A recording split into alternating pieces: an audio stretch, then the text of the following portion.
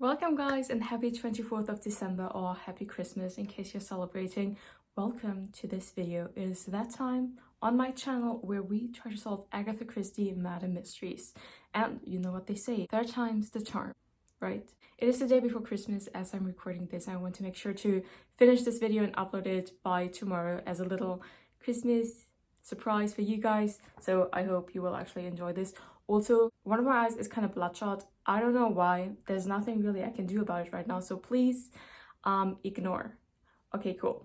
The Agatha Christie murder we will be trying to solve today is the mystery of the blue train. Now, I have already started reading this a couple of days ago, so I will now send you back into the past. Okay friends, let's give this setup a try. This is kind of weird because now you can see my screen, but I really can't, and I kind of need to, well, I mean, I can try.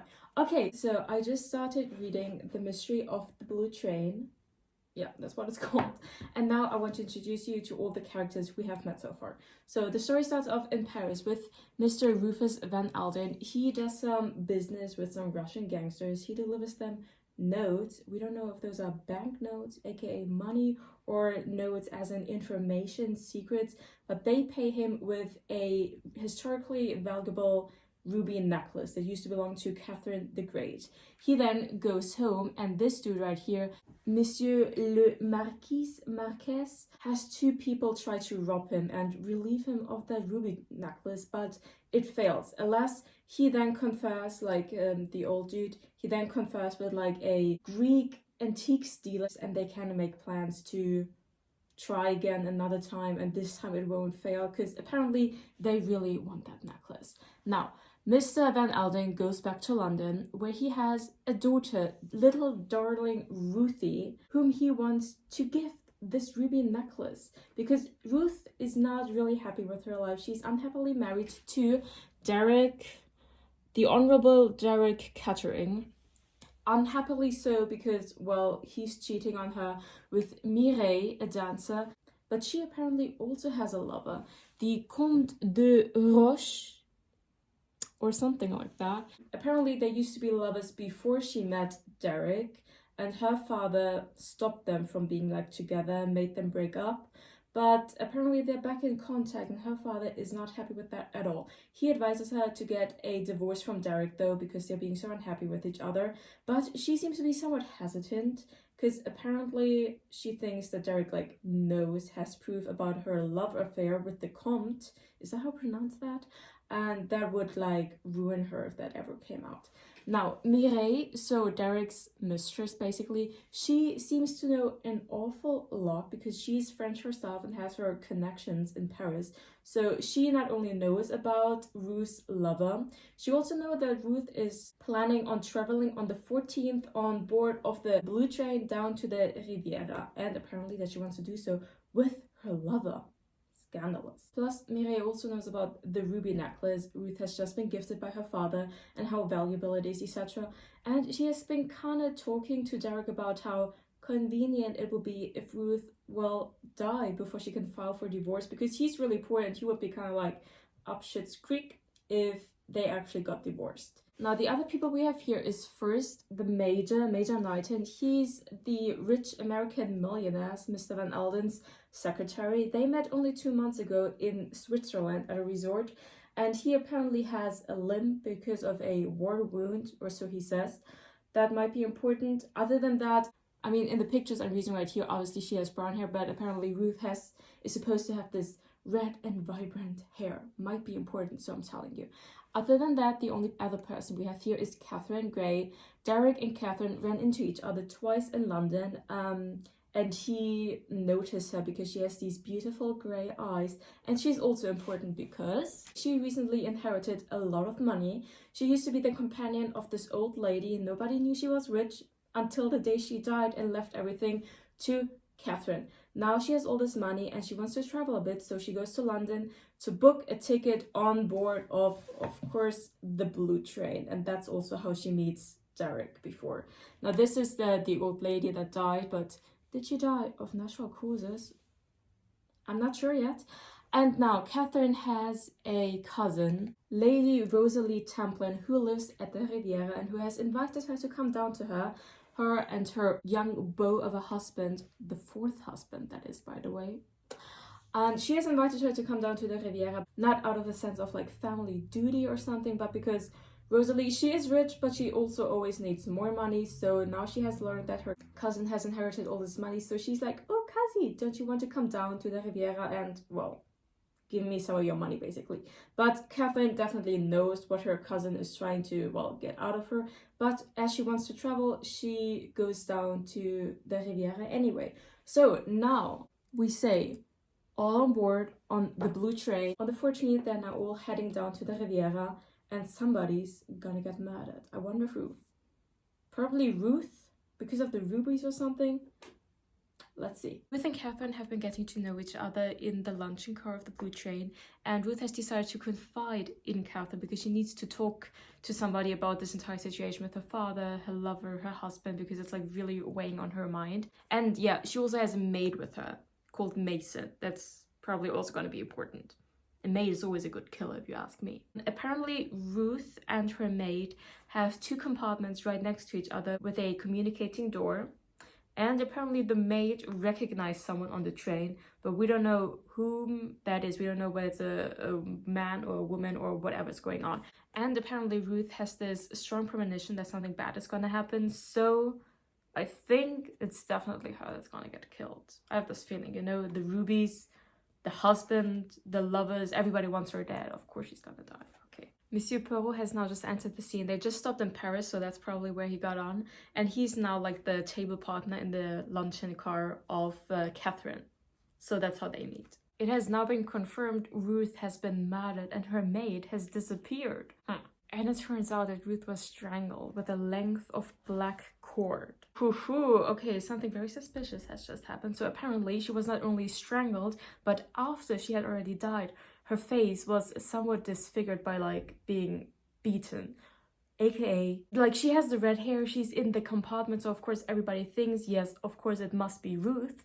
But the fact that her face is disfigured, of course, makes us think maybe it's not her. It is suspicious. Why else would the face be disfigured? Apparently, the maid has officially been left behind in Paris by Ruth herself when she was still alive, because maybe she wanted that other compartment to be free for her lover, and that's why she left the maid in Paris, you know? So that at least explains that. But Catherine noticed like a red jewel case in Ruth's apartment when they were having that conversation, and now it's missing. So in there was probably that ruby necklace, and now it's gone. The night before the murder, Catherine has witnessed Derek, so the husband, go into his wife's compartment. So he was on the train. We already know that because she witnessed him buying a ticket. So he was on the train and she saw him going into the compartment. That's obviously going to be like really suspicious, but it's probably not him that killed her, because that's like too obvious, you know. Catherine meets Derek again at her cousin, Lady Rosalie's estate, because apparently they're like old friends, and he either pretends that he doesn't know that his wife has been murdered the last night, or he actually doesn't know. But how could he not have known about, like, he said like, oh yeah, he heard that somebody had died, but he didn't know it was his wife. That's very unconvincing.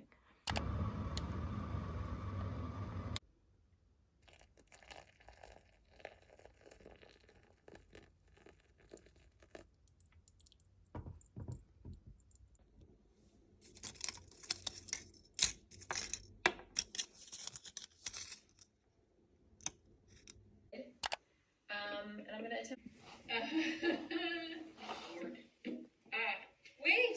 I need scissors! I'm not ready! Open in Zoom. Going with computer audio. Hello? Can you hear me?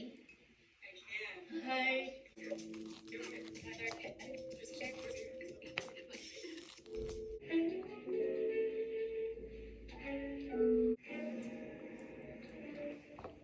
Okay, some more things have happened. So first of all, we kind of found out, or was insinuated, that Knighton, so the secretary of Mr. Van Elden, is probably trying to rip him off in one way, shape, or form, which does not come as a surprise to me, because like that fact that they only met 2 months ago, and now he's already like his personal secretary doing all his like financial stuff, and that, I mean, that sounded suspicious from the get-go. Plus, it was now confirmed that Ruth's husband, so Derek, and his mistress Mireille had been on board of the blue train. So two more possible suspects, of course. Now, the maid has just given her testimony, and apparently she too has only been in service with the lady for 2 months, which makes me think maybe she and Major Knightson, so the secretary, are like working together. Are they kind of like, are they siblings? Are they married? Are they working together, starting to work for the father and the daughter at the same time because they're planning something?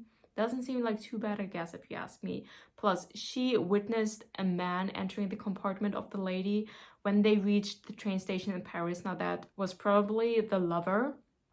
And afterwards, she was sent away. And she confirmed that Ruth did take the rubies with her on the journey because apparently her lover, the Armand Comte de la Roche, asked her to bring them along because he was writing a piece on jewels and he so wanted to see them in person. Yeah, right. And no, the maid did not take them with her when she got off the train to stay in Paris, but the lady took them with her, but the case is nowhere to be found, so obviously someone took the jewels. We learned that Ruth's lover was the one who asked her to bring the jewels along because of a letter that was found in her bag. But Poirot made the point that the Comte, being a professional swindler of ladies at that, he would have foreseen that she would have kept that letter and would have gotten rid of it had it been him who like robbed her and killed her and all of that. So that makes us think, of course, that maybe that letter was only placed there to frame her lover, but actually the murder, the robbery, all of that was committed by someone else. For example, Derek, the husband, and Mireille working together or something like that. But Poirot makes this fair point that it would not kind of like fit the psychological profile of the lover, who's more like this swindler, thief person to murder someone, plus leave evidence behind. Derek, so the husband, is the sole heir of Ruth's entire fortune, which is only a part of the fortune of her father, but still it's like £2 million, and at that time that was even more than it is today, so it is like a little fortune in itself. He claims he did not know that his wife was on the train, but obviously we know that that's not true because Mireille, his mistress, told him about it. Plus, Catherine saw him at the door to the compartment of his wife, and then he even entered. Presumably, they talked, and maybe he then killed her, you know what I'm saying? The Comte and Derek are now being interviewed, and the Comte claims that he already arrived at the Riviera on the 14th. In other words, he was not on the blue train, or so he claims, because he does not have an airtight alibi, so of course he could be lying. But if that's true, of course, that means it was not him, it was not the lover that entered the apartment of Ruth at the train station in Paris. The maid cannot clearly identify him since she only saw that man like from behind, but it could have also been her husband or like someone completely different. Which might be important because Poirot asked about it, and you always have to pay attention to what Poirot asked about. He asked the maid where the tickets, like her and her Mrs. tickets are, and she said the lady had her own ticket, and she gave the others to the conductor when she left the train. Now I wonder though, why plural? Why did she not say, I left my ticket with the conductor? But she said, I left the others with the conductor. So why were there more than one ticket left if the lady had her own? That was kind of sus, if you ask me. And now Derek, I think he has definitely slipped in his interview because he talked about that. Like, he would have never stolen the jewels. No one has told him about the jewels. So, of course, he slipped. He knew more than he had a right to know. How did he know the jewels were stolen? Did he steal them himself? Did Mireille steal them and she told him about them? He definitely just slipped up. Oh my god, so apparently Derek and Mireille were not traveling together. He just saw her at the Riviera and he was really surprised. He did not know that she was on the train. At the same time, she thinks that it was him that killed Ruth for her.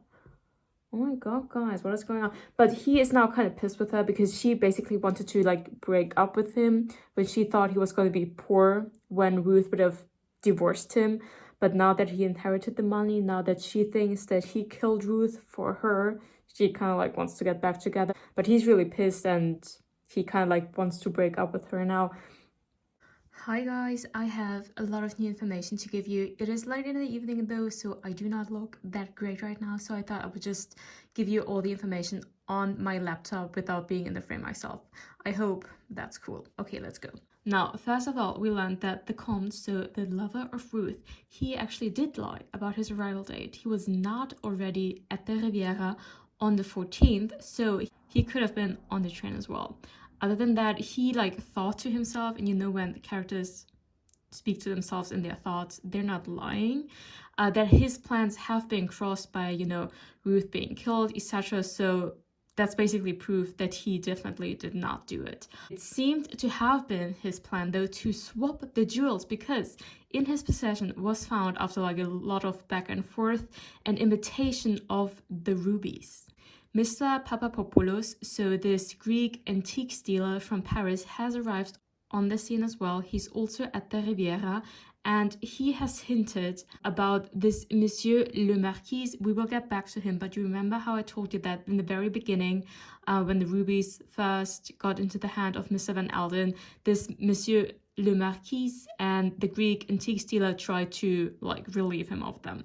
At this point, we know though that Papapopoulos is in the possession of the real rubies and that they have been handed over by a woman. Now, I can explain that in a second, because we know that Mireille, Derek's thwarted lover, she wanted the Comte to frame Derek, basically, because she claims that she knew for a fact that Derek killed Ruth, because she not only saw him come out of her compartment, but she also knew that she was dead. Now, that she did not explain to either the Comte nor the police, because later she went to the police herself to tell them that. But what that tells us basically is that she very likely entered Ruth's apartment, saw that she was dead, and maybe at that point also took the jewels. If that is so, then it was her, Mireille, who gave Monsieur Papapopoulos the rubies, but that is not quite explained. Hercule Poirot has witnessed a conversation between Mireille and Monsieur Papapopoulos, and it was about Mireille owing him money. But if she sold him the jewels, why would she owe him money? So maybe it was not her after all that took the necklace. Maybe she went into the compartment, saw that Ruth was dead, but at that point, the rubies had already been taken by someone else. Okay, let's go on. Now, this Monsieur le Marquis, I did not mention it in the beginning because I didn't yet know it was going to be important, but I put in this picture for him, right? Because we knew that he was white-haired, but we also knew that he was probably wearing a wig. Also, he was known to kind of have the jaunt of a young man, so very likely he's not an old man after all, but a very young man who was only wearing a wig. We also know that the Monsieur le Marquis is both fluent basically in French and in English, and it has been mentioned that Derek, so Ruth's husband, is very, very good at French and of course also English, since he is an Englishman. That of course made me think, oh, is that a hint? Is he maybe the Monsieur le Marquis? But at this point, I do not think so anymore, because I rather think that it's probably Major Knighton, so the secretary of Mr. Van Elden, for several reasons, but especially because we learned that the Marquis, he is known to have worked in France, England, America, and in Switzerland. But that was the vital clue for me, because we know that Major Knighton was in Switzerland when he met Mr. Van Elden. So that was very suspicious. So that made me think that probably he is actually Monsieur le Marquis. Some more clues that popped up pointing to Derek, though, is that his cigarette case was found in Ruth's compartment, yet he claims to everyone that he has never entered that compartment. But bro, how that case end up there though, right? Plus, to Catherine, whom he is in love with, he has confessed that he did enter her compartment, saw her sleep, but only the back of her head, aka he did not see her face, that's going to be important, and left again. And actually, I am inclined to believe him.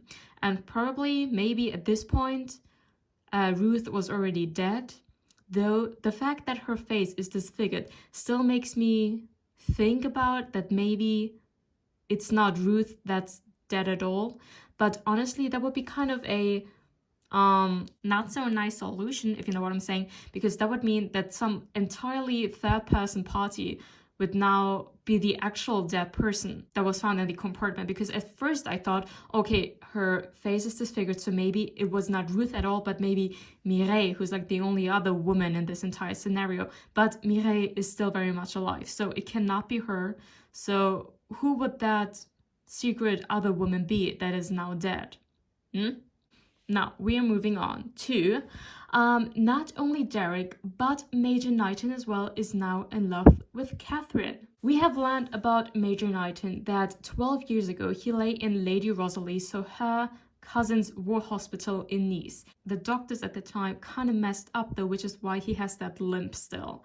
Plus, we also know that not only at that war hospital 12 years ago, but also at a house in Yorkshire where he was 17 years ago, at both times jewels were stolen while he was present. Coincidence? I think not. I also think that he might have slipped because he knew that Mireille, so the dancer, was on board of the train, but I don't think that that has ever been mentioned before, basically. Like, sure, Mireille is now also at the Riviera, etc., but no one has ever kind of like asked her when she arrived, if she arrived before or later or like whatever, or like maybe Poirot and the police might have done so, but I don't think it was actually public knowledge. So he could have only known that Mireille was on board of that train, you know, the fatal train, had he been on board himself. I will explain further in a second, but my target is locked on him. Another hint into that direction is that Poirot has warned Catherine against like loving a murderer, and we know that both Knighton and Derek are in love with her, so it could have applied to either one of them. And I think that's the red herring though, because Derek is the much more obvious like gambler and playboy and kind of like do no good. So it seems very obvious that he's warning her from falling in love with Derek, but I think he's actually warning her to fall in love with the Major Knighton, because he, you know, seeming to be this really nice guy that's really trustworthy, that's way more dangerous. You know, with the other one, you at least know you're dealing with a bit of a swindler, a bit of a do-no-good, a bit of a playboy, but him you trust, but he's the actual crook, I'm sure. Some more information we have learned in an interview with Catherine. Ruth was killed shortly before they arrived at the station in Lyon. Now, at Lyon, Catherine was looking out of her window, and on the platform she saw these persons. So first of all, a young lad in cap and overcoat walking about, a fat Frenchman in PJs, an overcoat and a beard wanting coffee, and several train attendants. We have also learned from a further statement of the maid, Mason, that Ruth apparently was surprised and dismayed, by this man coming into her compartment at the Paris train station, but she would not have been dismayed were it her lover that entered, so was definitely not her lover, I say. And now, you remember how I told you that the maid could not identify this person entering the compartment because you only saw him from behind, but Poirot has kind of planted this idea in her head that maybe it was Derek, so her husband after all. And first she wasn't sure, but then like a few days later, she made a point of giving Poirot a phone call to be like, oh yeah, now I'm 100% sure it must have been the husband. But that was a trap by Poirot for sure, because the maid is also in it. Again, I'm going to explain in a second. Last but not least, you need to know about this mysterious woman called Kit, apparently a young woman, possibly Russian, who was both a character actress, a dancer, known for her male impersonations. Now, 3 years ago, she went to France and was known to be in contact with the Monsieur le Marquis, and also known to be active at foreign resorts, you know, foreign countries such as maybe Switzerland. This hint was dropped, but you might as well forget about it because this is not the truth, but I'm gonna tell you about it anyway so you can form your own opinion. But we know that Mireille only started working as a dancer 2.5 years ago, and she was kind of like, her career was set off by some French duke.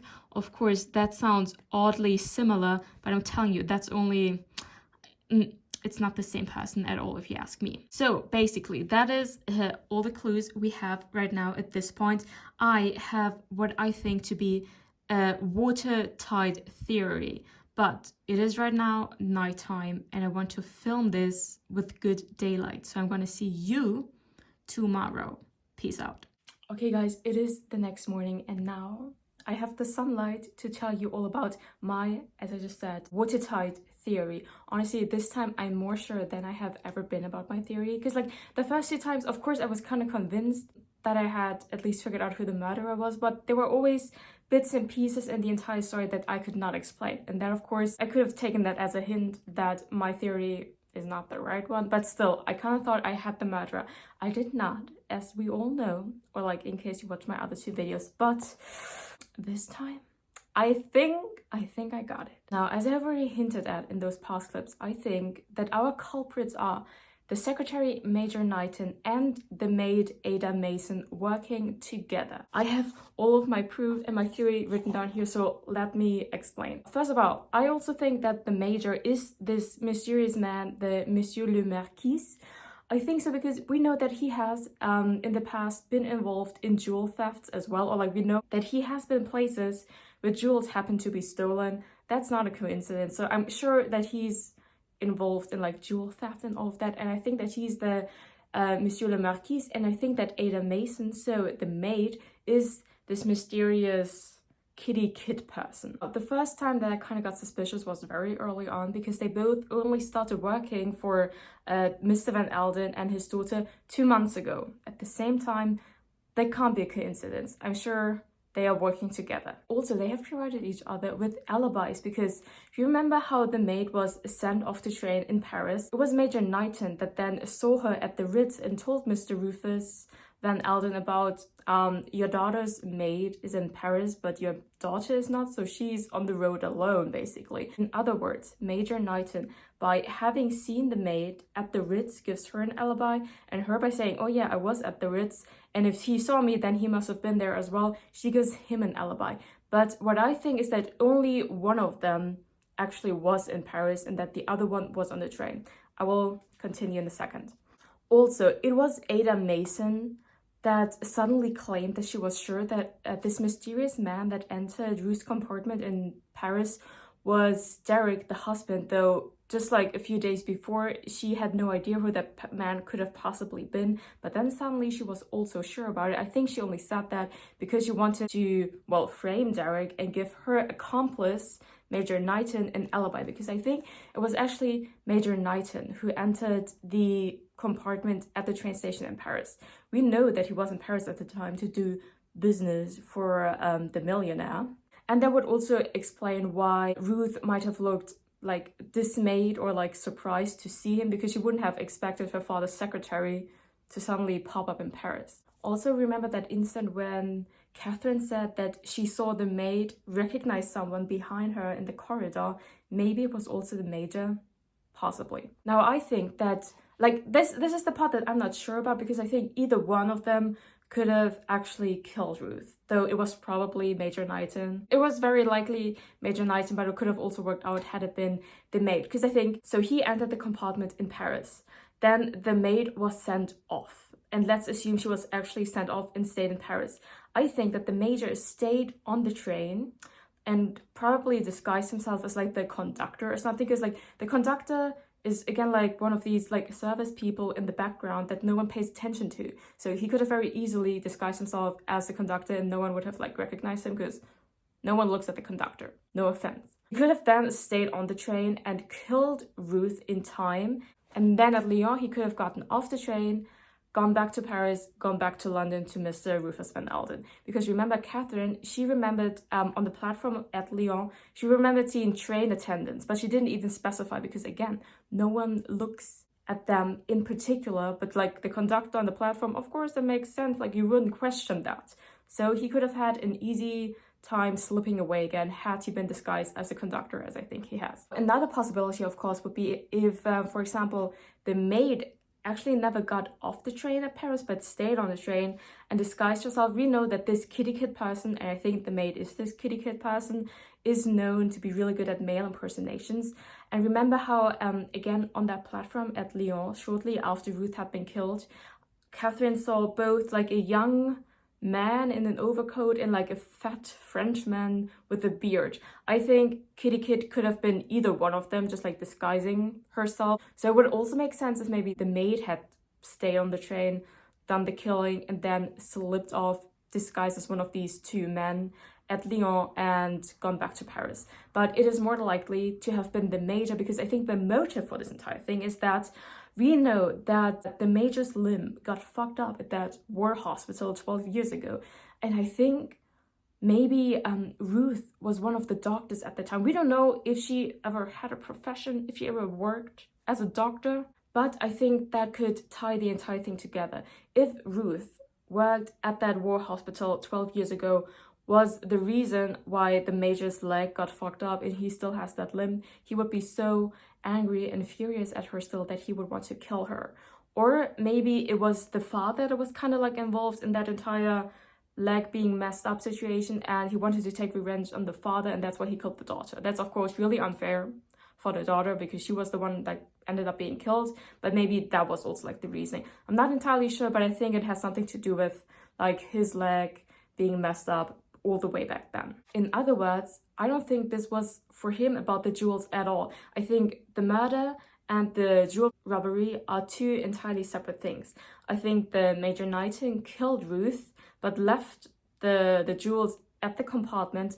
Then Derek probably went in, thought she was sleeping, and like went out again. Then Mireille slipped in and took the jewels, and then she later gave them to Monsieur Papopoulos, but she kept the big centerpiece because she was like not seen but like rumored to be in possession of this big ruby centerpiece on like a necklace, but not the entire necklace anymore. So maybe that's why Mireille kind of owes Mr. Papopoulos money, because maybe she owed him money anyway. That's why she now gave him the necklace to kind of pay off her debt, but because she wanted to keep the center stone, she could not pay off her entire debt. That's why she still owes him money, even though she has given him the majority of like the ruby necklace, you know?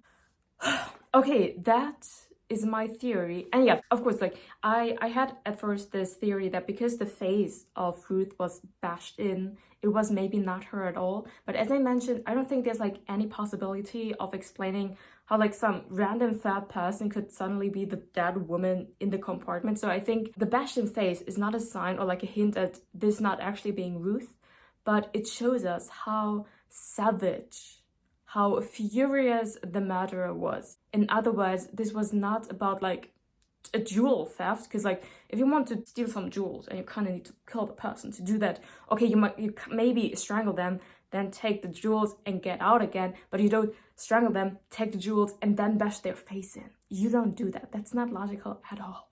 So I think this entire bashed in face situation is only supposed to show us that there was more emotion, more fury, kind of like revenge involved.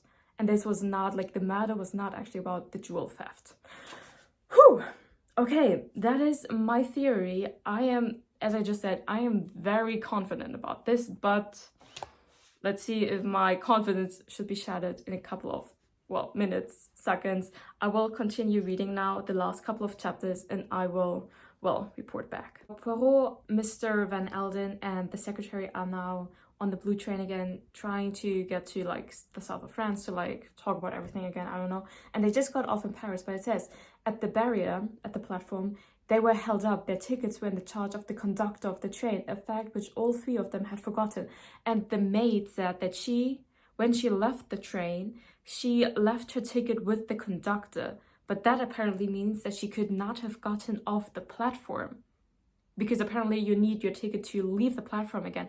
So maybe it was not Major Knighton after all, but it was the woman who stayed on the train and killed her. Or maybe they both stayed on the train and no one was actually in Paris where they were supposed to see each other at the Ritz.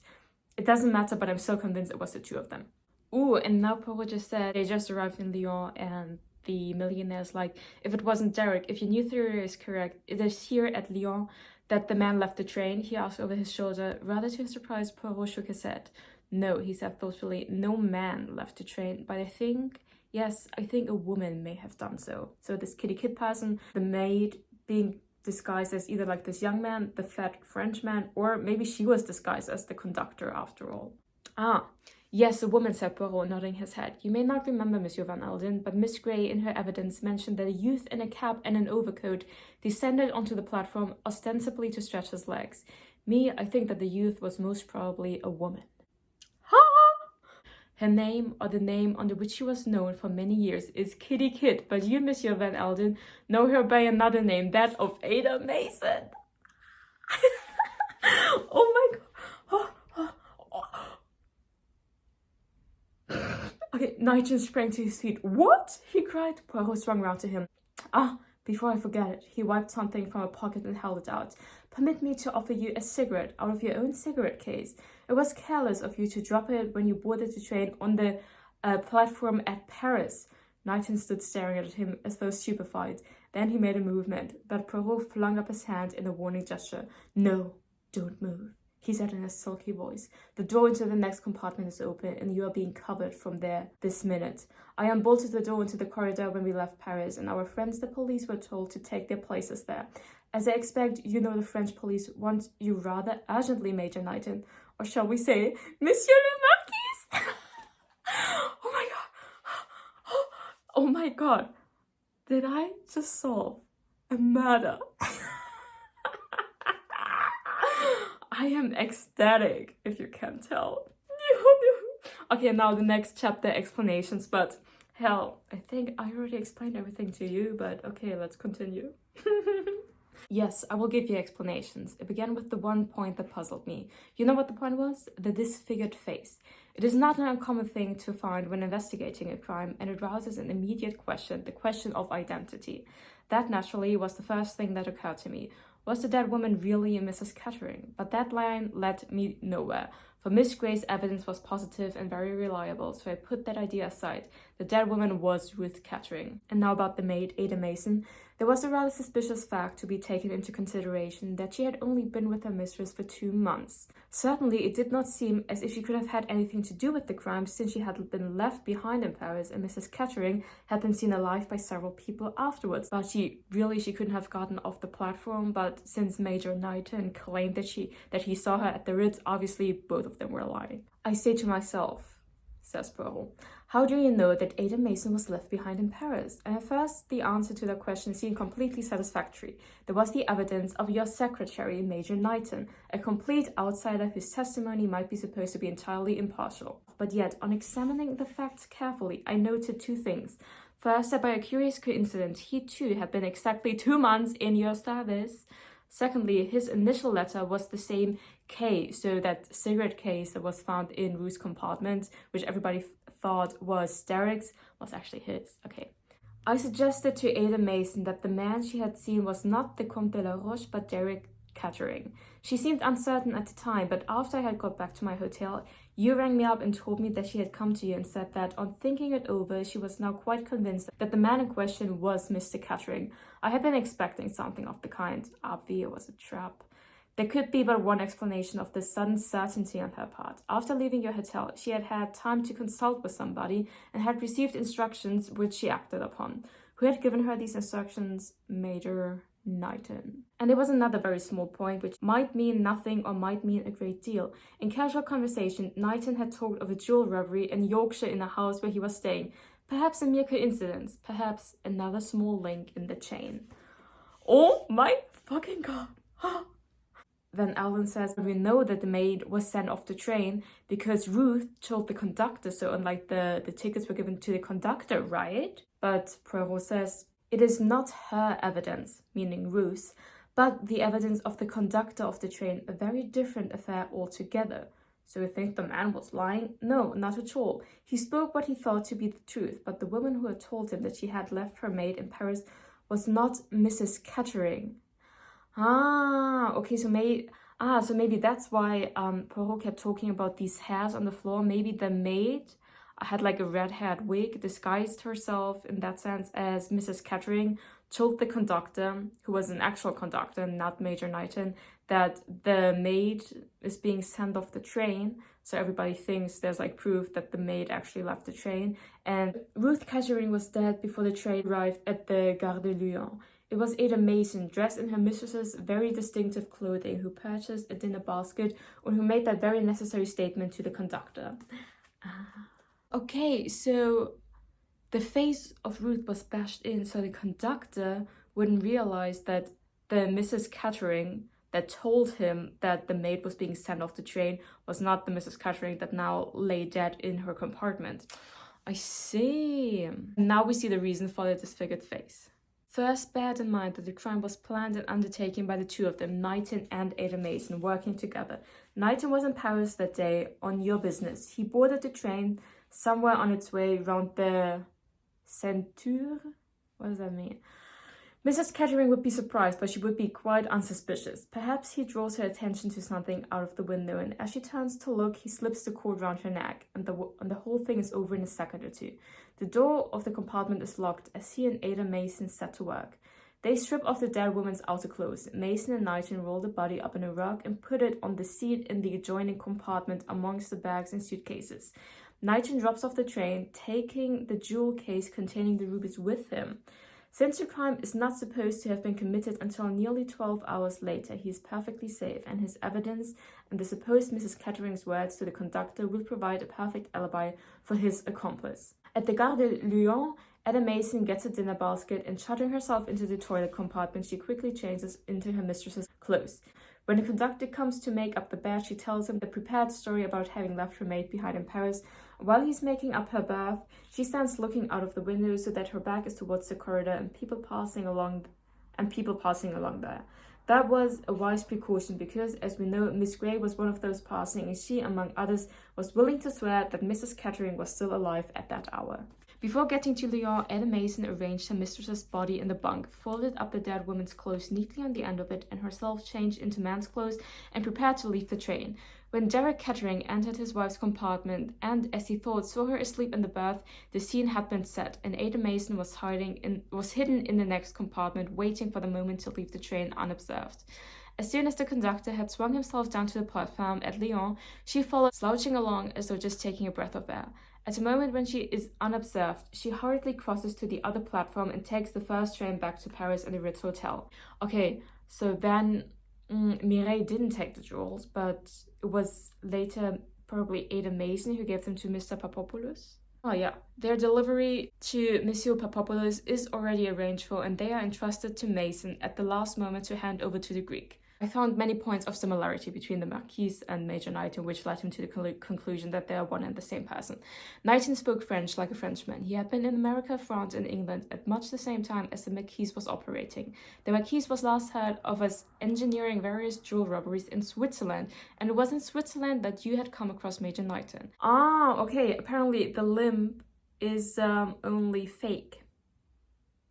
To disconnect him, like to disconnect Knighton, the person of Major Knighton, from the Marquise did not limp, but he, Major Knighton, limped, so obviously that couldn't be the same person, but apparently he only faked it, so, okay.